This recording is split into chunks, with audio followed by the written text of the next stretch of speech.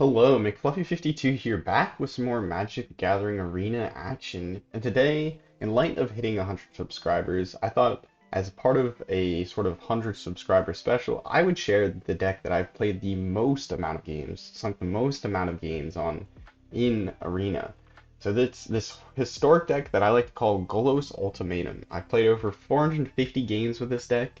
I've done a lot of fine tuning, and this deck is a lot of fun. I know if you only watch Standard, you might be like, I'm just going to turn off now. I think you can still really enjoy this deck. It's a lot of fun. Uh, we're going to break down the cards somewhat in depth since a lot of you probably watch this Standard normally. But we have a lot of ramp here, and the goal is to get Golos out on the board and have 7 mana. Basically, the goal is to get 7 mana. That's the goal, period. So we have a lot of ramp. We have Arboreal Grazer, which is a 1-drop. When it enters the battlefield, you may put a land from your hand onto the battlefield tapped. So this is ramp on 1. We have ramp on 2 here with Explore. You pay 2 mana, you may play an additional land this turn, and draw a card. So this can help you draw into that land, and then you can play another land. It's also nice whenever we exile a land with Golos' ability, we can play that land from exile. Unlike this that says land from your hand onto the battlefield. Next up we have Gaea's Blessing. This card here is sort of there to prevent mill decks, or milling ourselves with Wrenn and Seven, which is a card in Standard right now. Which the +1 mills the top 4 cards of your libraries, put lands into your hand. So this makes sure that we don't mill out all of our big threats into our graveyard, and allows us to shuffle cards back in from our graveyard. It's also a draw spell on 2. So what it says is target player shuffles up to 3 cards from their graveyard into their library, draw a card, and then when it is put into your graveyard from your library, shuffle your graveyard into your library. So that last clause is what prevents milling. The shuffling of 3 cards is nice because we can shuffle in all of our big bomb threats here. And then draw a card, which is nice if you're just trying to find more gas. Drawing a Gaea's Blessing is like, okay, draw a card, keep it moving. Chromatic Lantern. So this is ramp on 3 because it taps for mana of any color, but it also is mana fixing because you might notice that we're playing mono green here, but we're also playing these spells that have not green, or not just green in them. So this allows us to tap our lands for any color. It also produces mana of any color, which is very helpful. So yeah, that's ramp, and it's also mana fixing. And then we went over Wrenn and Seven. This is a Planeswalker you're probably somewhat familiar with because it is in Standard. Nobody's playing it at the moment, but it's 5 mana with 5 loyalty. The +1 is reveal the top 4 cards of your library. You may put all lands revealed this way into your hand and the rest into your graveyard. We are playing 26 lands in this deck, so that helps us keep finding land drops, and then it's also a nice drop on turn 5 because you can drop it on turn 5, tick it up, and sometimes your opponent doesn't realize, oh, I could just kind of keep on trying to smash them and kill them that way. Instead, they'll take a turn off to kill your Wrenn and Seven, which gives you extra time to ramp into and play your massive 7, 8, and 10 drops here, which are crucial, or like, if we get to play Ugin, if we get to play Ruinous Ultimatum, if we get to play Genesis Ultimatum, we will probably make it back into the game very easily. So that's the general idea of the deck. We make it back into the game, but we're ramping into it. The -3 creates a massive tree folk with power and toughness equal to the number of lands we control. We're doing a lot of land ramping. We're not doing necessarily creature ramping. The only thing that we have that's not that case is like Chromatic Lantern, right? And then the -8 returns all permanent cards from your graveyard to your hand. You get an emblem that says you have no maximum hand size. Now, this -8 is pretty irrelevant in most cases, but in this deck, it can actually let us to chain Ugin Ultimates infinitely. Well, until we draw out of our deck. Because the way it works is we can return permanent cards from our graveyard to our hand. So if we have Wrenn and Seven in our graveyard, and then we got like an Ugin here, and we have Vorinclex, we can immediately ultimate all of our planeswalkers, so we can ultimate the Ugin, draw 7 cards, put like any permanents onto the battlefield, and then we can play our Wrenn and Seven, or put a Wrenn and Seven onto the battlefield, and we can ultimate it and return all of our Ugin and our other Wrenn and Seven from our graveyard into our hand, and then we play another Wrenn and Seven, or then we already put like another Ugin to the. Anyways, there is a way that you can chain these together and then you have to be a little bit careful about not drawing yourself out because Ugin does say you draw 7 cards. So if you draw from an empty library, you lose the game. I have done that before. The other key part of this deck, besides the ultimatums, which we are getting to, is Golos. It's one of the namesake cards of the deck. It's 5 mana, it's a 3/5, and when it enters the battlefield, you may search your library for a land card. Any land card, it doesn't say basic lands, important to note here, and then put that card onto the battlefield tapped and then shuffle. Now, the ability that we're also most interested in is this whole pay 2 generic and Wooburg, so pay 7 mana, exile the top 3 cards of your library. You may play them this turn without paying their mana costs. So this is the whole like main part of the deck is we have these huge, I'm talking like average mana curve 4.7. So we have all these huge bomb threats that we're hoping to cast multiples of them for free with Golos and as well as Genesis Ultimatum. We're still getting to Genesis Ultimatum, but next card in the deck, Vorinclex, Monstrous Raider. So this is a 6/6 trample haste. It's Vorinclex, the Phyrexian Praetor. Hopefully we'll be getting a new one here soon with March of Machines. But besides that point, Vorinclex says if you would put 1 or more counters on a permanent or player, put twice that many of those kinds of counters on that permanent or player instead. So this means whenever our planeswalkers enter the battlefield, they enter the battlefield with twice the amount of loyalty, or twice their starting loyalty, because it counts as entering or placing counters on them.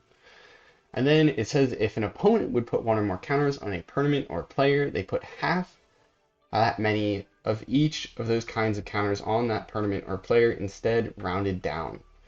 So this is important because it can also shut down some historic combo decks. Think of like Heliod, Life Gain, weird stuff.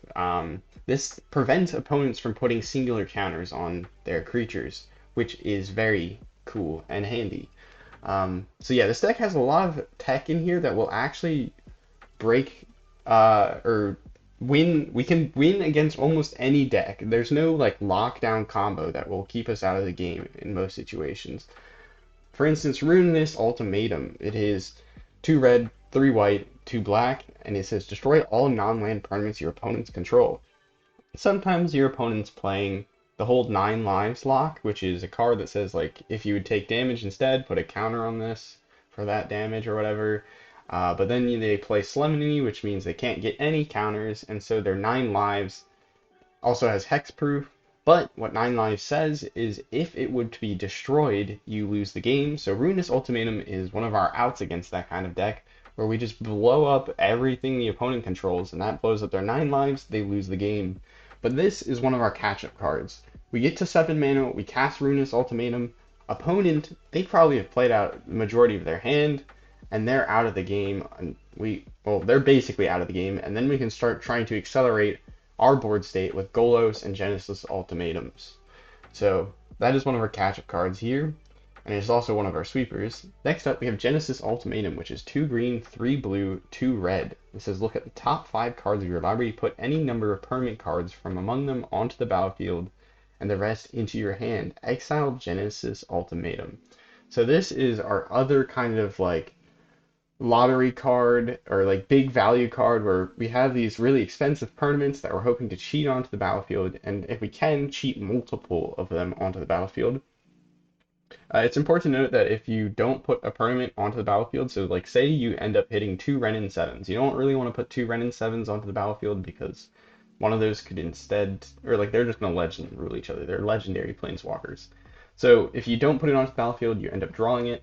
But yes, so this goes 5 cards deep, and it puts permanents onto the battlefield, whereas Golos exiles the top 3 cards, and you can just cast them, whatever they are.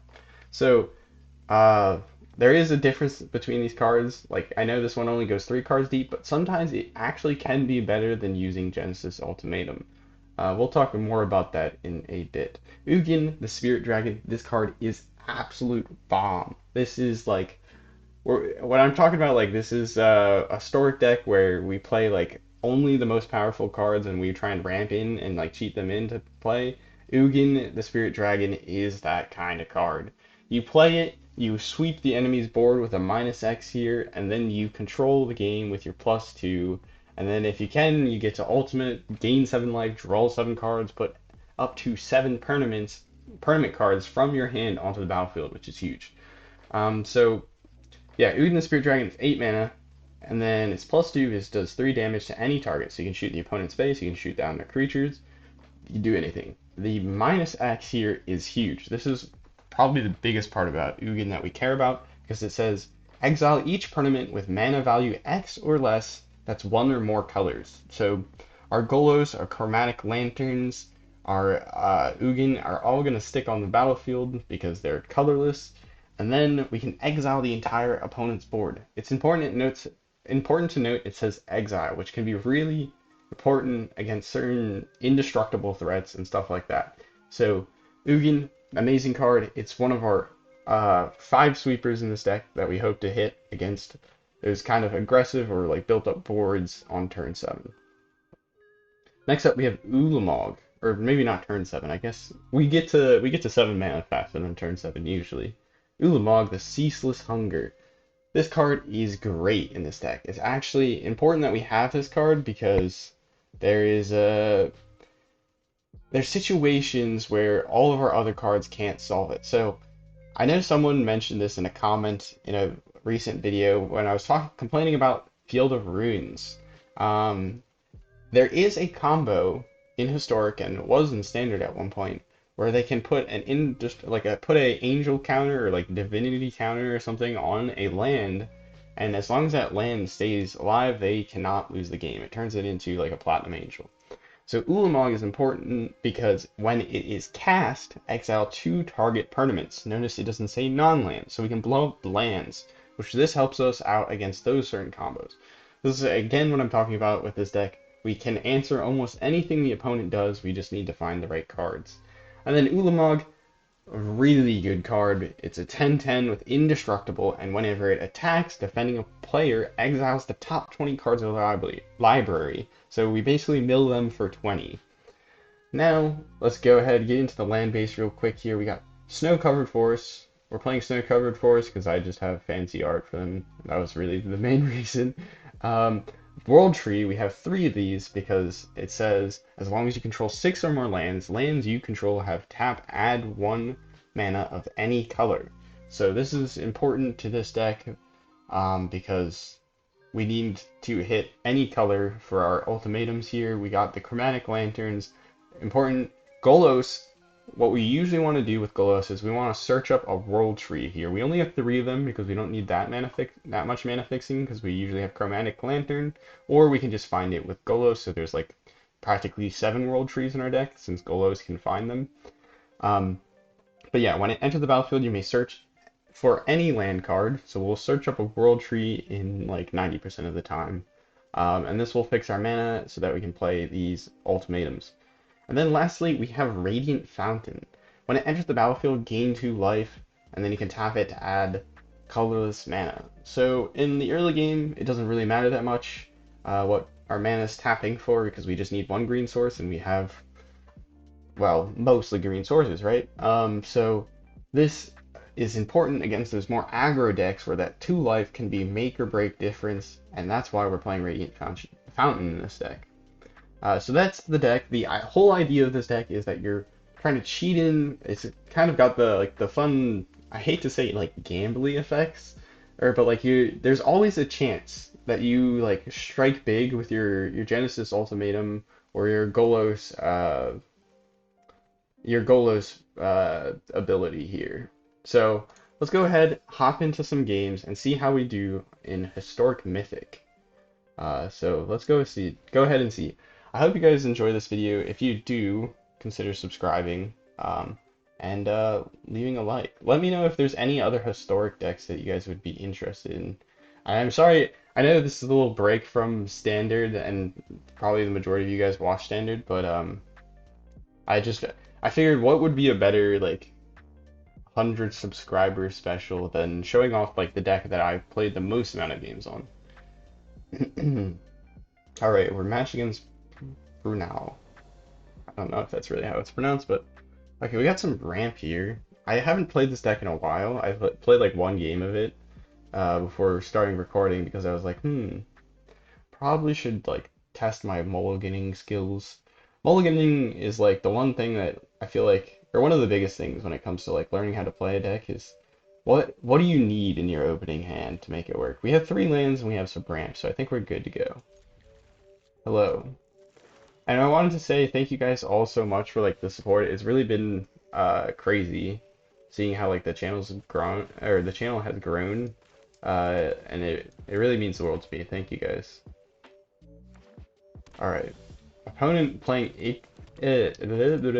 Inquisition of Kozilek, uh, which is basically makes us discard something. We'll go ahead and play the World Tree. Just get the tap source out of the way. We would like to draw into something here. Thoughtseize.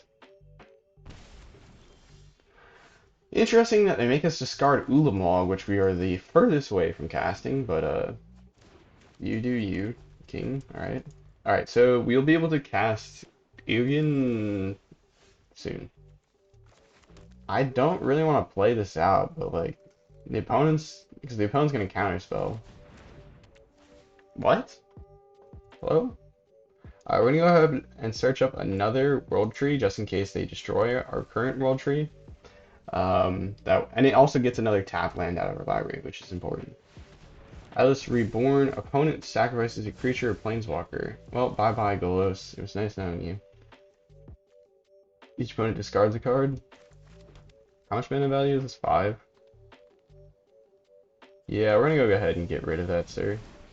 You're a discarded reanimator deck with the Eldest Reborn. Is that the idea? Bye bye. Exiled.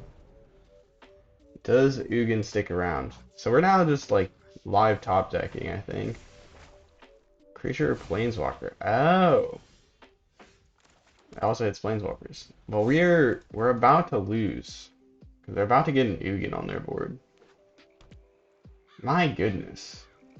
They had 2 Eldest Reborns. Yeah. That's pretty game, I'm not gonna lie. That's pretty game.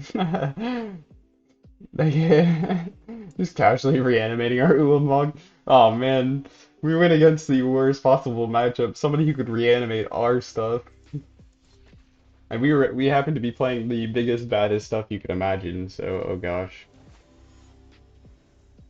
All right, Powder Monkey, show us what you got. Don't even know, like, I I'm not super familiar with the cards. This hand's pretty good because we got Ramp here on like 2 and 3, and then we have Wrenn and Seven, which can help us find more lands, and then we also have Genesis and Ugin as later threats. One thing is important to note, sometimes it will be like you have to resist the urge to just play Genesis Ultimatum, instead just slam the Ugin that you have in your hand. Sometimes you're just like, oh man, I really want to. See, we're hitting a lot of lands here. But yeah, sometimes you're, oh man, I really want to like see where like the top. Ooh, are we just playing mono black aggro or vampire aggro or whatever the heck it is? Mono black vampires. Phyrexian Arena, that's a card that's returned to standard. All right, we have Genesis Ultimate. No, we don't have Genesis Ultimate. All right, we're just gonna go ahead and take down. This creates 2 things that they have to worry about.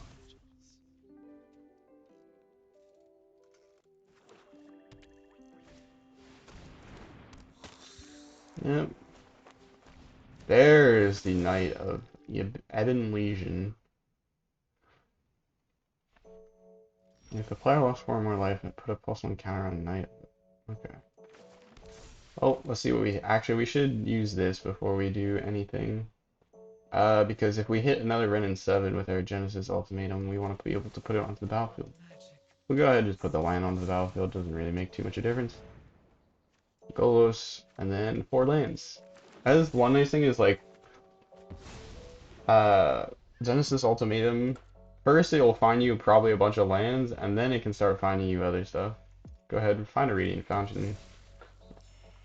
We got Reach with this. But this can gain Death Touch, right? Pay 3 into it, gains +3/+3 in Death Touch. Good, no attacks. Golos will not be doing any blocking here. Probably not. We'll probably just slam Ugin and get rid of the opponent's board.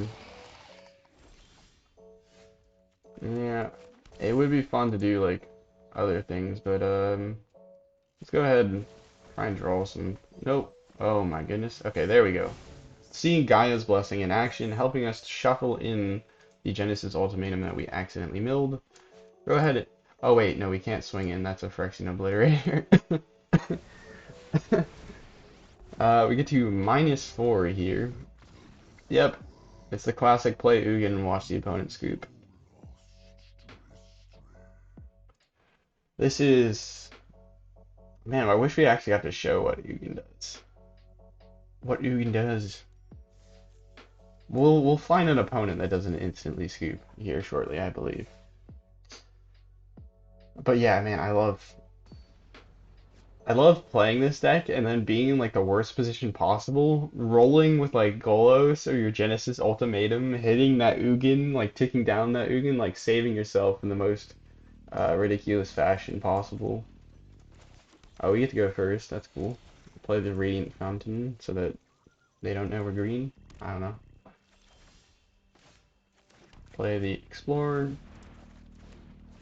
And see why Explorer is one of the best ramp cards. It draws you a card and also lets you place a card on the battlefield. Or put a land onto the battlefield. We'll play this. Play the Explorer. Oh wow, we have Vorinclex into Ugin. So we can, if we get this Vorinclex down before this Ugin, we can instantly ultimate Ugin. What is our opponent playing? Historic is very interesting because you'll find the most random jank that the opponents are playing. It's a little less like routine than standard where it's like, oh, it's mono black, oh, it's mono black, oh, it's mono black. See Golos here ramping us a little bit more. Yeah, I could have played Wrenn and Seven, but it's fine. Waste not. Whenever an opponent discards a creature card, create a 2/2 black zombie creature token. Discards land, add mana. And when an opponent discards a non-creature, non-land card, draw the card. Do we play Vorinclex here? We're at 7 mana, so if we draw a land, we can play Ugin and instantly ultimate it. Yeah, let's just play Vorinclex here. They'll probably kill it, but we get a 6/6 swing in. That is one of the nice things with Vorinclex. Also, it can just be like the after sweeper punch that you need with the haste. Trample and haste. Pretty nice. This card is so crazy. No, wait, out. Discard 2 cards. Alright, sorry, Ugin, you're gonna have to go. Yeah, you get to draw 2 cards. It's fine, we get to Genesis Ultimatum. And we hit the most useless Genesis Ultimatum imaginable. But hey, the land's coming untapped, so we can go ahead and do this. Target player, shuffle in our Ugin, shuffle in our Vorinclex, and then shuffle in Golos? I don't know if this Golos shuffle in is the right move. Usually I like to keep the shuffling in to only like was there a Gaia's Blessing in our graveyard? I don't think so. Okay, they're just zombies now. Okay, that's cool. This also a zombie. Discard a card. We're gonna keep the Ugin. You will keep the Ugin. That makes us 1 damage, discards a card, then mills a card, you gain 1 life. Alright, but you only have... We can take down an Ugin for 5 after playing it. Decayed, it dies. Hold up. Wait a minute. Do you have any sacrifice? Because you don't have any sacrifice, you are gone, sir. This is a, yeah, indestructible 10/10, mill them out in how many turns? How many lands, or how many cards do they have left in their library? 49, so it would have been 3 turns. Ulamog is nice because it's a almost guaranteed 3-turn clock. It doesn't matter whatever their life total is, it's great against life gain decks. that's one of our additional like features. Is, you know how we're good against the what is it? The 9 lives lock. We're good against um, the whole like land combo lock. Um, we can also use Ulamog to like mill out opponents that are gaining a ton of life. And even if the opponent has like 100+ cards in deck, Ulamog is still going to kill them in like 5 turns. So not bad, regardless. We got the Explorer here. Let's keep this going. Soulscar Mage. So we're into burn and we don't have any of our life gain lands. That's bad. They are 96% Mythic. We have fallen out of like the upper 90s of Mythic. I think that you just instantly get placed into like 90% Mythic or something. Oh, Robber the Rich. When it attacks, the defending player has more cards in him than exile the top card of their library. They may cast that card and spend mana as though it were man of any color to cast that spell. They're not going to really be able to cast anything, bars, but this hand is quite trash at the moment. We need. I don't even know what gets us out of this. I think we're just dead. Oh, there's lands. Yep, we are looking pretty dead here. We've managed to draw. Did we draw into one Ugin and then another Golos? What was the hand that I kept? It was 3 lands, an Explorer, an Ugin, and a Genesis, right? I can't really remember.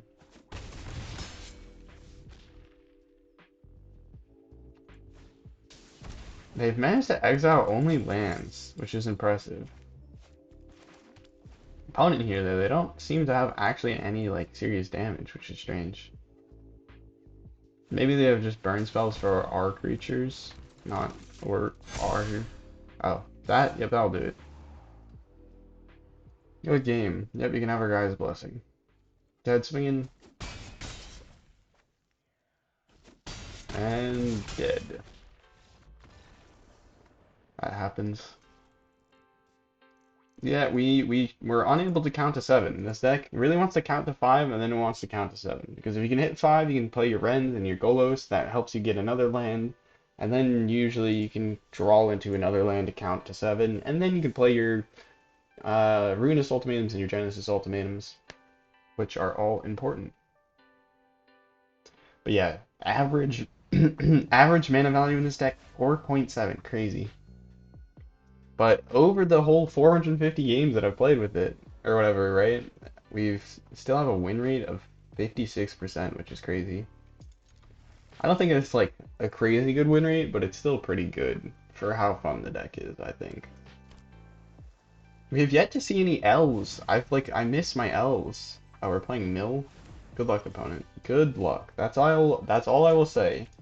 This is one of those almost free win matchups. Depending on if our opponent actually has Ashiok in their deck and can exile lands from, or exile cards from the top of our library, because if they mill Gaia's Blessing, our graveyard gets shuffled back in, so it's really hard to mill us. Often, the opponents just scoop after the Gaia's Blessing. Opponent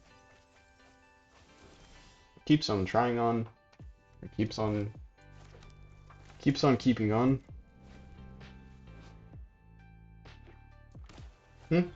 Oh, if there are 4 more card type. No, you do have Tasha's Hideous Laughter. That's annoying. I mean, that's somewhat expected. Because that card is one of the best mill cards. And it rotated out, unfortunately, but...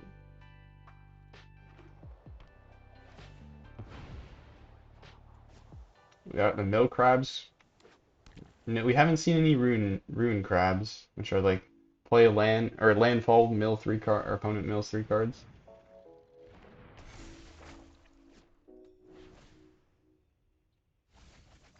Oh, they hit a Guy's Blessing.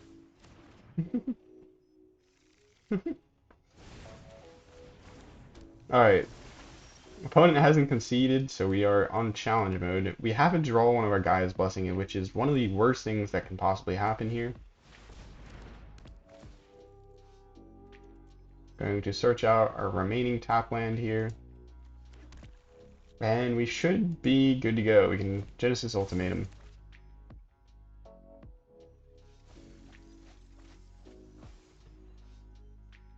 Opponent, they're trying their best to mill us. We'll see if it actually happens. We have one Gaia's Blessing in deck, so we need to not draw into another Gaia. I draw into another Gaia's Blessing. Oh, Mesmatic Orb. This is a card that returned thanks to Brother's War, which is cool to know. Alright.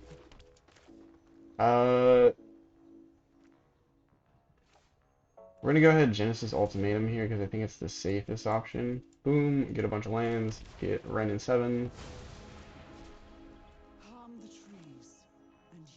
I'm not gonna do anything here besides play out Chromatic Lantern. I don't want to explore here because if I draw into the remaining Gaia's Blessing in our deck, we are dead. We have the opponent on here on like a 3-turn clock though, so.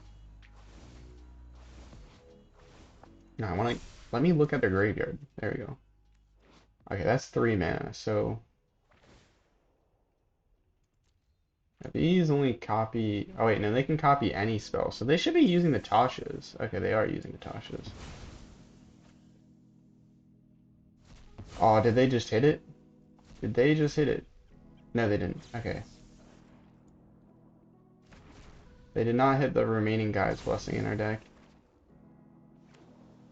They didn't mill us. Did they mill themselves? I'm so confused. Whatever. Yep, that will do some milling. Alright, can I just resolve all? Mill, mill, mill, mill, mill, mill. Oh, back in. Mill, mill, or draw. Alright. Yeah, we're gonna go for as lethal, as fast as possible. We'll just play this. Go ahead, mill our cards, but we get to draw, or, get double loyalty from it. Alright, we have enough mana to play both of our Gaia's Blessing if we draw into it. If we don't, we can just play this. And then, go ahead, swing in. Opponent, they give up. I mean, we still had Gaia's Blessing in deck. There was really slim chances that I actually managed to mill us there, unless they find another Tasha's Hideous Laughter. This card, really good, because it exiles the cards. Sort of like Ulamog. Ulamog is another card that if we go up against it, we basically need our Ulamog to get rid of their Ulamog. Because Ugin and Ruinous Ultimatum do not exile, or well, Ugin exiles colored creatures, whereas Ruinous Ultimatum destroys opponents' non-land permanents. So, being indestructible, Ulamog cannot get removed in that fashion. So the only way we can answer an Ulamog is with our own Ulamog. So, fun fact. But we do have an answer to it, technically, in our deck.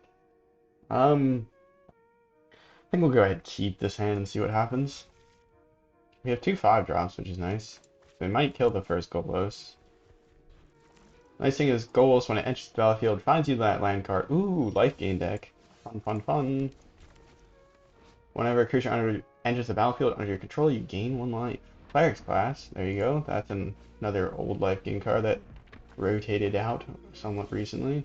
And then Soul Warden. Whenever another creature enters the battlefield, you gain 1 life. We have nothing to shuffle back in. Submit 0. Draw a card. Oh, we didn't get to play a land. Forgot. Oh no, that's a problem. Yeah, we need to be hitting our land drops here. We're playing Arboreal Grazer here because it can block flyers as well. That's one nice thing is we can go ahead, play this, play that, and then play our Grazer. The one thing you want to be aware of is what you want to do is you want to hold off blocking with your Grazer as long as possible.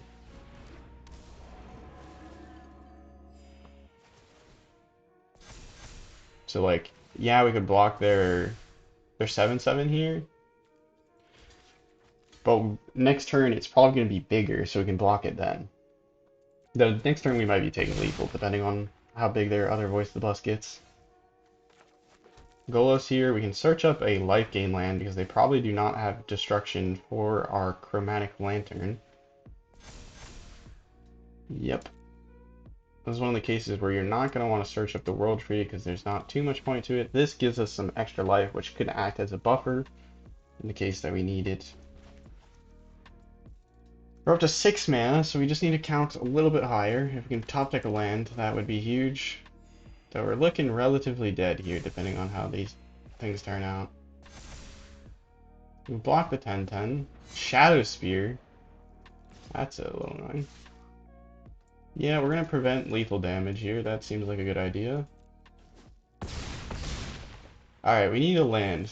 We find a land. Okay, now I'm going to whip out a tool that I created.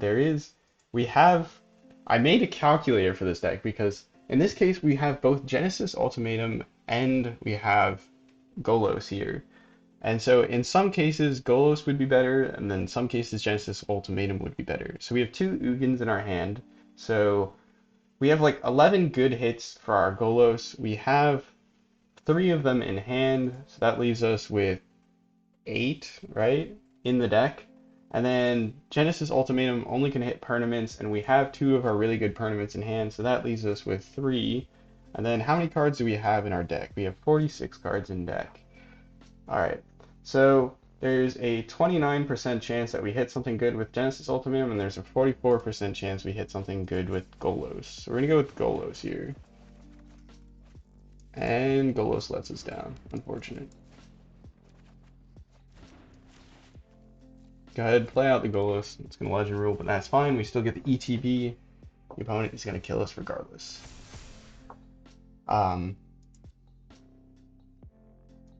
But yeah, the reason being that Golos ends up being better here is we have like only 3 good finishers in our deck that are permanents, which are the Ulamogs that our Genesis Ultimatum could hit, and the 1 Ugin that we have remaining.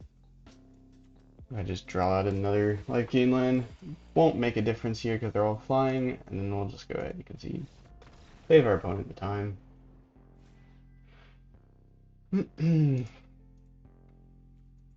That was close. If we hit a Ruinous Ultimatum, or if we hit an Ugin, or we hit an Ulamog, like we would have actually been able to like stay in that game. And that's a fair amount of things that we could have hit with Golos. We had like a 44% chance of hitting something that would have saved us there. But also, if we even hit like a Wrenn, we would have had maybe like another turn to go. So, yeah. That is, it was close. Alright, this is a really good hand for ramping. It does feel with like, we have like 26, 20, I think it was 26 lands in this deck. It feels like we hit lands so much more frequently than any sort of standard deck. We could swing in with a monkey, but I'm kind of afraid that they're playing Boros. They are not playing Boros. Ooh, Birth of Molest. Why can't I pronounce anything? Well, they get a 0/4 wall this next turn, which is kind of funny. But they search up a plains, and then they gain 2 life at the end of it. This card is pretty nice. See, our monkey does not have... Ooh, it's another life gain deck. Or it's an Angels deck. Correction. Go ahead and cast this first.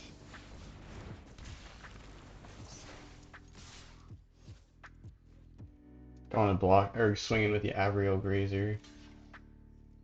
They're just going to block the wall, fair enough. Now, if we could draw a land and play Genesis Ultimatum, we are live to, like, instantly ultimating a Ugin. Or we can just give up. Oh my goodness, every single time.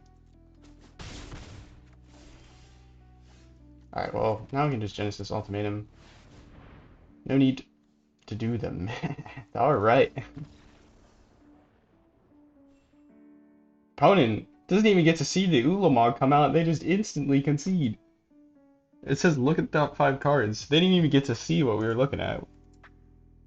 We got a bunch of land and an Ulamog.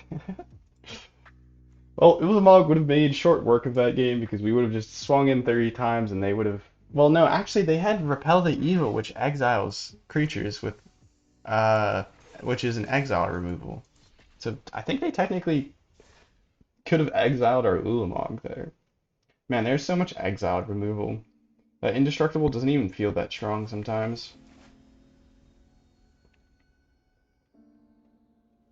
White has some nice removal. Alright, this is a question we'll keep. This is arguably a more question we'll keep. Just play the Radiant Fountain out. I don't want to mulligan down that hard. I think usually you can mulligan 2 times and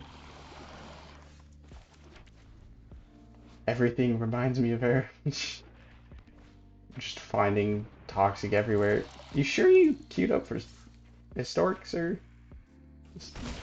No, they're playing Lair of the Hydra and Have the Eye Tyrant, which are all historic cards. Why did we have to go into these stupid toxic decks? We don't have a good answer for this at the moment. We just need to keep on ramping and hope we don't die in the next, like, 2 turns. If we can hit Ulamog, we're in a decent spot.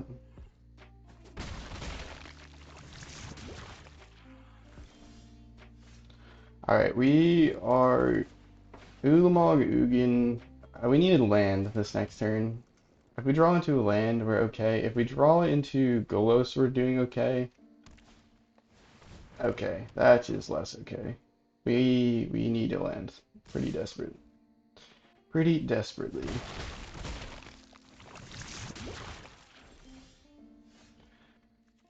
Ah, you monkey. You monkey.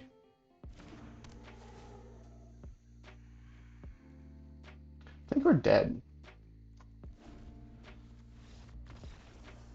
Can't block the Bloated Contaminator. They get in 3 poison and they proliferate once with Bloated Contaminator. We are gone. Needed that land.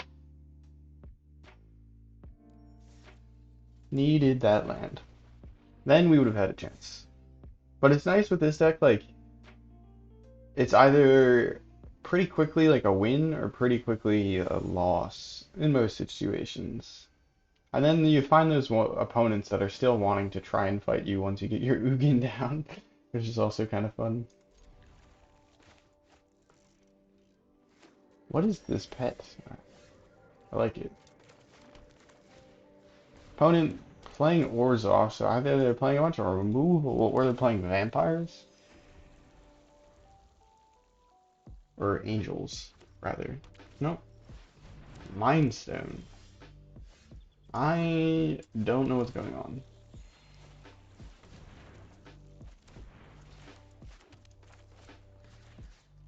No, we don't need an Explore back into our deck.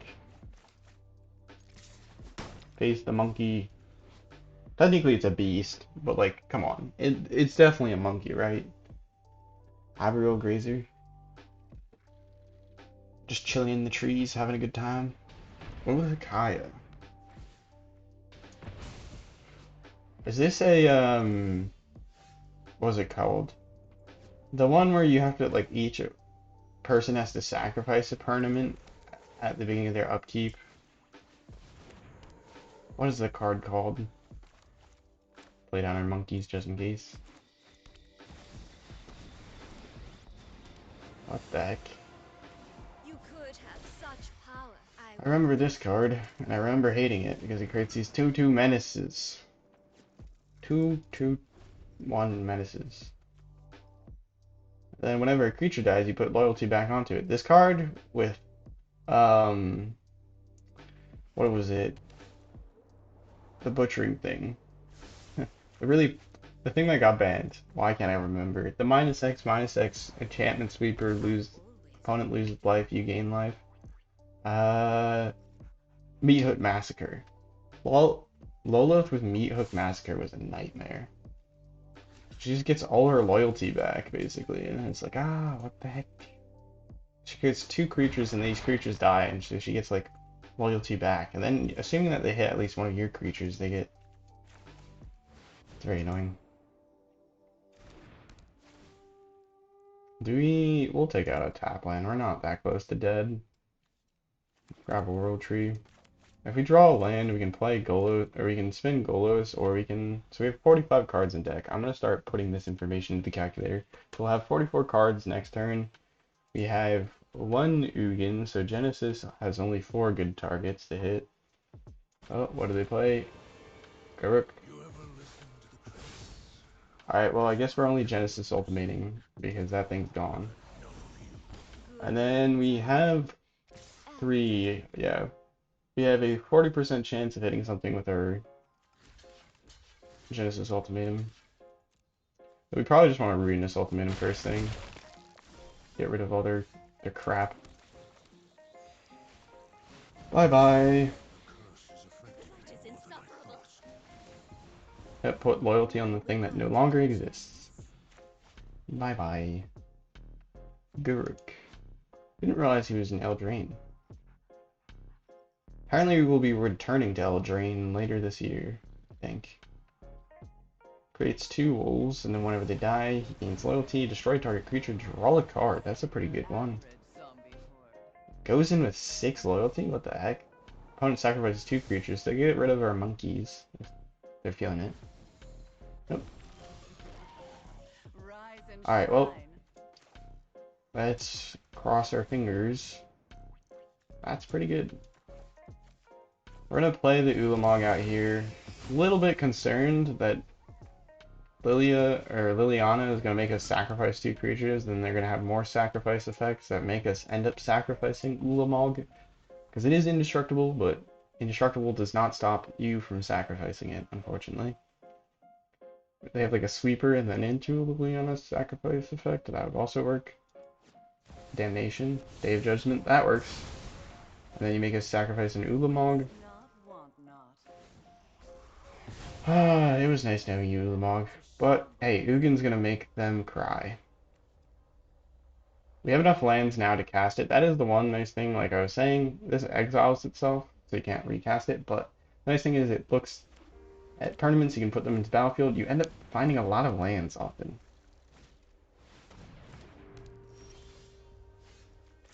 Sequence this properly. We don't even have enough mana to cast Wrenn after casting Ugin anyways. -6. Go ahead and say bye to Liliana. Not a big fan of your planeswalkers usually. They make me sacrifice things. I don't like that. Each opponent chooses a permanent they control of each permanent. Okay, this is the one that I hate to play into. Because if they get this -9 down, you go down to like 1 land. It's awful. Get in, deal some damage, get out. Sounds easy enough. 7 mana planeswalker, that is definitely quite the problem. I've done that. Scry 1. Yeah, we'll take that. We don't need another land, believe it or not. Thank you, Gaea, for the scry. And the nice thing is when the later the game gets, the more potent your deck is usually, because you just have so many of your lands out. So many of your lands have been put into your hand.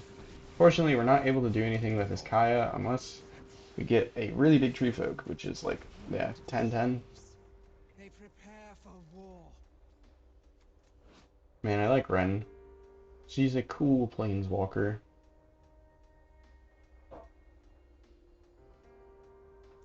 They're not a big fan of our Ugin, which is not shocking. Ugin is quite the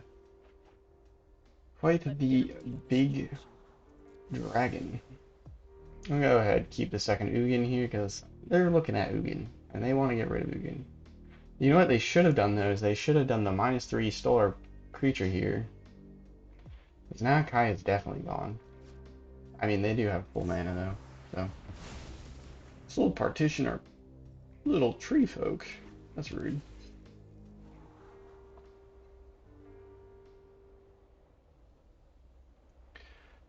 Would be really nice to mill a Gaia's Blessing and then get one of get our Ulamog back into our deck, as well as our Ruinous Ultimatum. Like, kind of nice. Opponent here thinking real hard about what they want to do about this board state. I can't blame them. We do have a really nice board state. We got the Mind Stone for draw. This is a 2 mana, tap it, add colorless mana, or you can pay 1 and sacrifice it to draw a card. Love this card. But the Gaea can now kill one of our planeswalkers. Oh, is this like just like a Gaea deck? Makes some sense.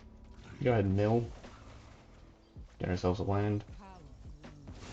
Okay, that was not quite as I was hoping, but fair enough. Alright, Wrenn, you did good. You did good, son. We'll just blow up their Gaea with the Ugin. I mean, that's 7, so we have to take down by 7, but I think it's worth. Let's go ahead and get rid of their Gaea and their Oath. We do lose Ugin and our Wrenn, but I think our top decks are better. Maybe I'm crazy.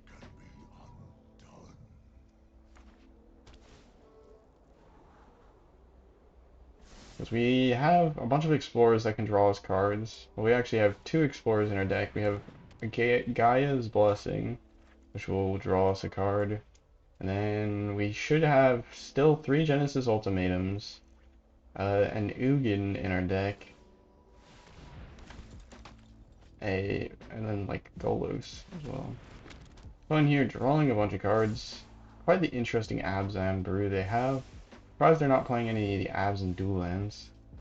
Alright, well, just skip that one out. Nice thing with Ruinous Ultimatum, it does not exile itself, so it does just go to your graveyard, and you can potentially recast it.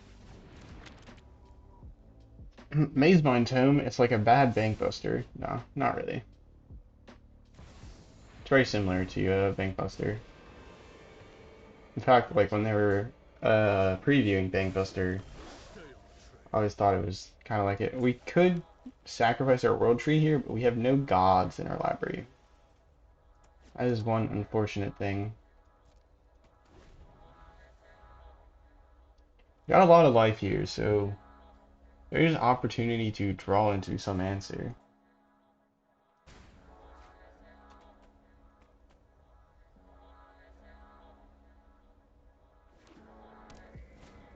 Opponent plays Mazemind Tome.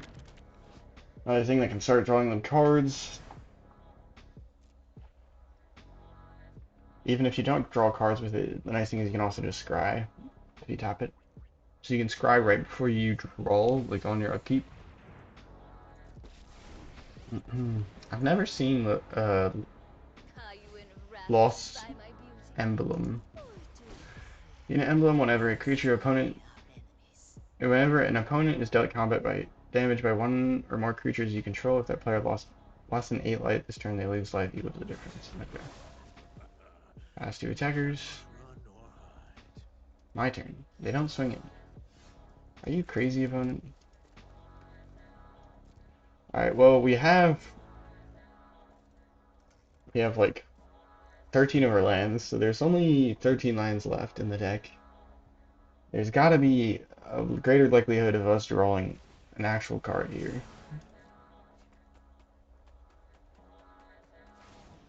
Opponent is drawing up the lethal OTK. My hatred lives.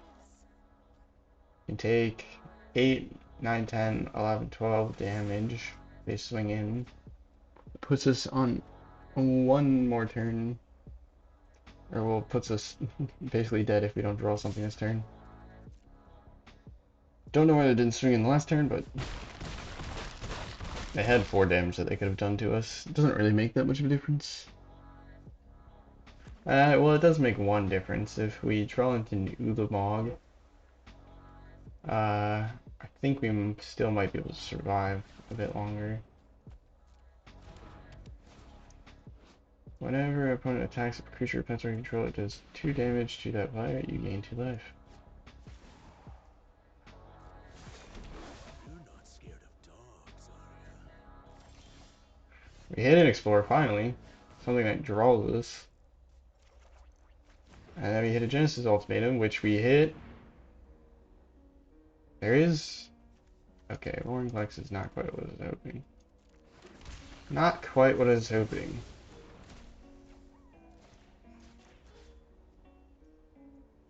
Ugin, Ruinous.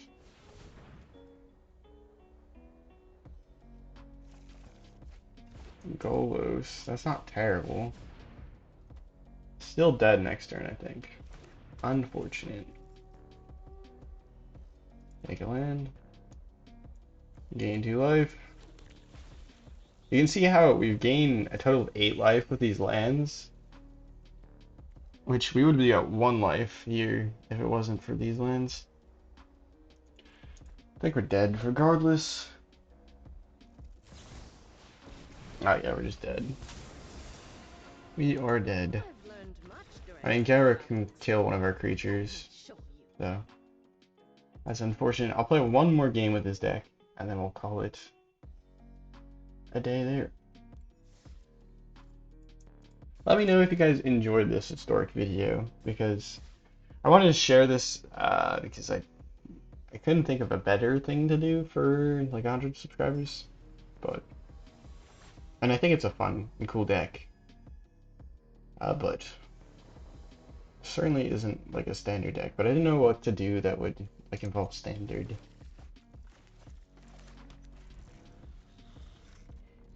We have the Golos trifecta. Not quite the poker hand, as some would say. 3 of a kind. Loris. I thought this card was banned. It's banned in Modern, at least. Thinking card. Basically, everything in their deck has a mana value of 2 or less, and then once during each of your turns, you may cast a spell from your graveyard. Very obnoxious. Drawing into none of our ramp here, which is unfortunate. Looks like they're playing a very artifact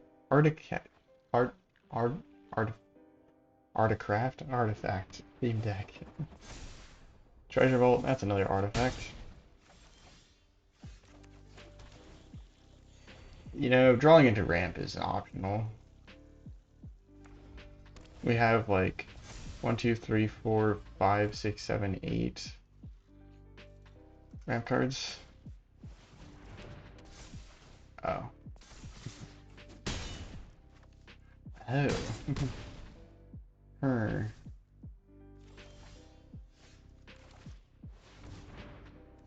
Oh. Don't draw any ramp in your first 2 turns and play against a hyper aggro deck and you will lose. Okay, I lied. That's not gonna be the last one. I don't want to end off on like a turn 3 death to our opponent. Seems lame. I do have some. I know that I was at the end of yesterday's video, I talked a bit about like this deck that I was trying to create, where it was like Mondrak and Dollhouse of Horrors. I think I've come up with a brew that sort of works. It's less about Mondrak and Dollhouse of Horrors and more about like the card that we're trying to get the ETB to go off a bunch of times, but I think I have a pretty good brew for it. So stick around, or consider subscribing if you're interested in that. Alright, this hand is actually playable because we have something to do on 2 and something to do on 3. Hopefully our opponent's not play— oh god, it's one of those players with the 250 card decks. And you know what? Respect. Respect. Could play the World Tree here, but more a fan of drawing a card. Because what we can do next turn is we can play down the Snow-Covered Forest, play this Chromatic Lantern, play this Arboreal Grazer, and put in this land. And then we'll have 5 mana to play Golos the next turn. It's a Gates deck? Is it a is it a 250 card Gates deck? Respect. Johnny Random. What a name. What a name. Respectable. Play this, play this, play this, play this. And then we get to put this into onto the battlefield, and that's 5 mana. Quite the turn 3. Opponent plays a land. Not a gate. It's reportable. Crystalline Giant. Okay, so it is just straight up a random. No way. The first thing they get is flying. That's hilarious. That is hilarious. Go ahead, gain some life. Doesn't matter too much because we have Chromatic Lantern, and I don't think they have any land destruction. Well, if they hit land destruction in a 250 card deck, we deserve to lose. We have Wrenn and Seven to play next turn to find us a land if we want to. Cosmos Elixir. Oh, this is one of those alchemy chested cards. Yeah, I don't like Historic for this reason. Opponent's not going to swing in. We do have the Arboreal Grazer that could block them. We don't top deck a land, so we're going to go ahead and play Wrenn and Seven. Take up Wrenn and Seven to hopefully find a land. Opponent, don't look at our graveyard. I assure you, there's nothing to be worried about. Nothing. Nothing. Nothing. You have nothing to be worried about. Helene, what the heck is this deck? Castle Ardenvale taps to create a creature. Archon of Absolution. Creatures you control can't attack you or planeswalkers control. What? Oh, it has. They literally got Menace. What the heck is this? What is the luck that they're getting? Okay, so we can play Ruinous Ultimatum, blow up their stuff. I think that's the move. And then we'll just go ahead and mill. And hopefully find more lands. There we go, 3 lands. Mill and explore, that's fine. Get to play land. Swinging with Golos. Hopefully they don't have like a Wandering Emperor here in their 250 card deck in their hand. These are the fun people that you can match against in Historic. Tapped, what the heck? What are you on? Vanishing Verse, that is quite the pain. Pain in the arse. Alright, we'll go ahead. We have enough mana to go ahead. Target player. Hit our Genesis Ultimatum, the Gaia's Blessing, and our Ugin. Yep. And then go ahead, spin the Golos.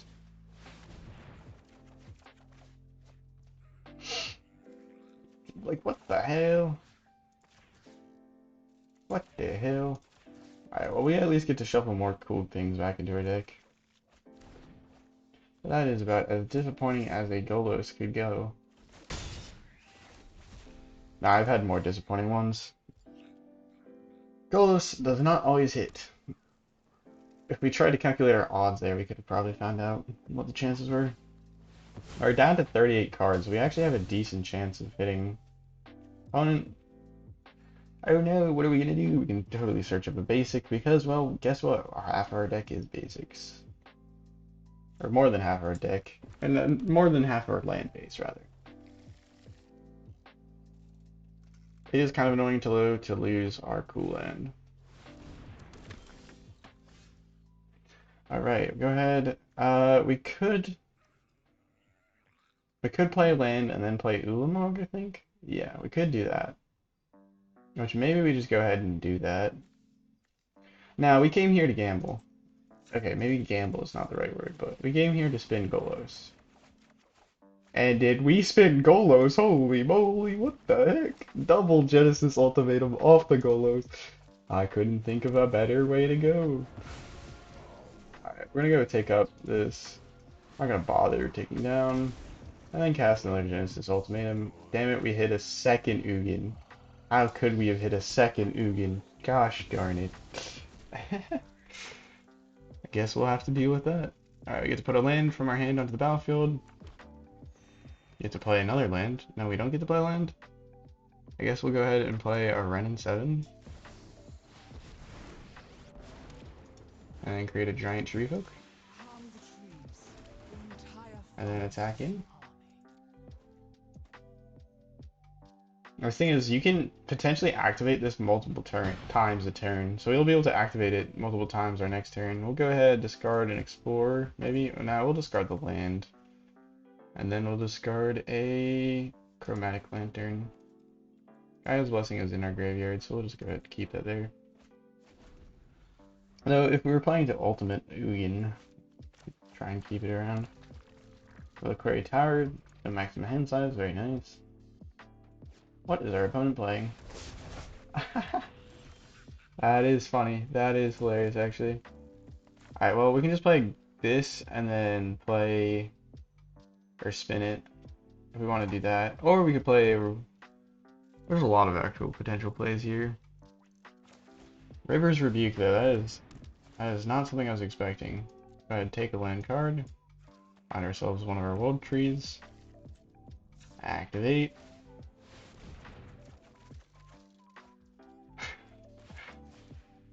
Don't mind if I do. Just blow up your one spinning wheel. Very intimidating spinning wheel. Legend rule ourselves, get another land. Yep, take action.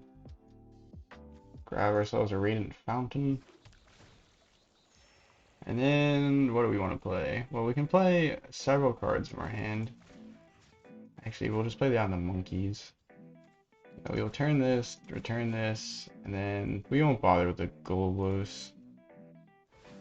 We already have a Golos in our battlefield and on the battlefield and in our hand. We'll discard 3 cards. We'll have to discard 2 cards at the end of this turn. Unfortunate. I guess we'll have to discard the things that aren't mega bombs. Oh, discard 3 cards? My bad. I think our hand's pretty good. I don't know about you. Ulamog, Ugin, Genesis Ultimatum, Ugin a second time, a second Genesis Ultimatum, Wrenn and Seven, a Golos. Not bad. I've had worse. Man, I really wanna see if we can get a Wrenn and Seven. Or a not a Wrenn and Seven. What is it called? The Vorinclex. If we get a Vorinclex here, we can start doing some spicy things. Potentially. Well, definitely we can do some spicy things. Yeah, we just need a Vorinclex on the battlefield. That's actually all we need. So maybe we Genesis Ultimatum to try and find Vorinclex because it goes deeper than Golos, and then we can play an Ugin after Genesis Ultimatuming. I think. Yeah, we have plenty of lands. Oracle of the Alpha is gonna make your deck even thicker. Oracle of the Alpha shuffles in the Power 9. These are all those disgustingly strong, like really old Magic cards, is best described. Bunch of Moxes. Ancestral Recall, 1 mana, draw 3 cards. Time Walk, take another turn for 2 mana. Time Twister, shovels their hand and their graveyard into their library and draw 7 cards. Black Lotus, accidentally went past it. Add 3 mana of any one color and sacrifice it. Alright, so we'll go ahead and play this.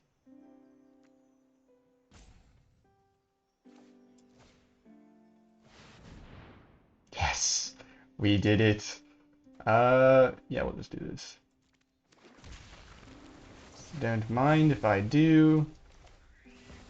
Alright, we have 12 cards in library, so we gotta be a little careful here.